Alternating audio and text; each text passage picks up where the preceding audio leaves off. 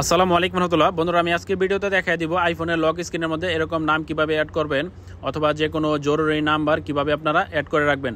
আপনি যদি আপনার আইফোনের লক স্ক্রিনের মধ্যে এরকম কোনো ইনফরমেশন অথবা জরুরি নাম্বার অ্যাড করে রাখতে পারেন, আর আপনার মোবাইলে যদি কোনো প্রকার সিম ব্যবহার করা না হয়, এই অবস্থাতে যদি মোবাইলটি হারিয়ে যায় এবং কোনো ভদ্রলোকের কাছে পড়ে, তাহলে কিন্তু আপনার সেই ইনফরমেশনে অথবা আপনার সেই জরুরি নাম্বারে যোগাযোগ করে কিন্তু মোবাইলটা খুব সহজেই ফেরত দিতে পারবে। তাই লক স্ক্রিনের উপরে যে কোনো জরুরি নাম্বার অথবা যে কোনো ইনফরমেশন অ্যাড করে রাখা খুবই জরুরি। তো এখন আমি আপনাদেরকে দেখাই দেবো আপনারা কিভাবে ইনফরমেশন অথবা জরুরি নাম্বার অ্যাড করবেন।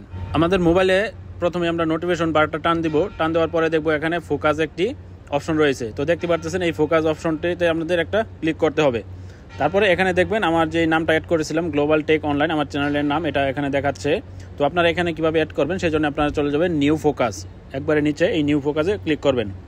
তারপরে এরকমটি শো করবে। এখানে দেখুন প্রথমেই রয়েছে কাস্টমসে যাওয়ার পরে আপনি এখানে যে কোনো লেখা অথবা যে কোনো জরুরি নাম্বার আপনি অ্যাড করে রাখতে পারেন। আপনার বাড়ির নাম্বার, আপনার অবশ্যই আপনার বাড়ির অথবা ফ্রেন্ড সার্কেলের নাম্বারটা এখানে দিয়ে রাখবেন যে আপনার কাছে থাকে।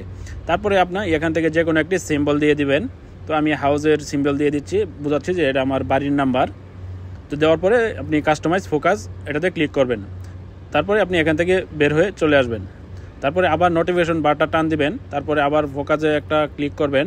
তারপরে দেখবেন এটা ওপেন হয়ে গেছে। তারপরে আপনি যেটা অ্যাড করতে চান সেটার উপরে ক্লিক করলেই আপনার সেটা দেখবেন এখানে অন হয়ে গেছে। তো অন হয়ে যাওয়ার পরে আপনার কাজ শেষ।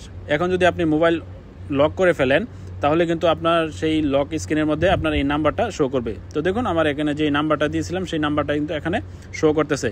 তো বন্ধুরা, আশা করি ভিডিওটি আপনাদের উপকারে আসবে। আর ভিডিওটি দেখে যদি উপকার আসে অবশ্যই ভিডিওতে একটি লাইক দিয়ে আমার চ্যানেলটি অবশ্যই সাবস্ক্রাইব করে রাখবেন। সকলকে অসংখ্য ধন্যবাদ।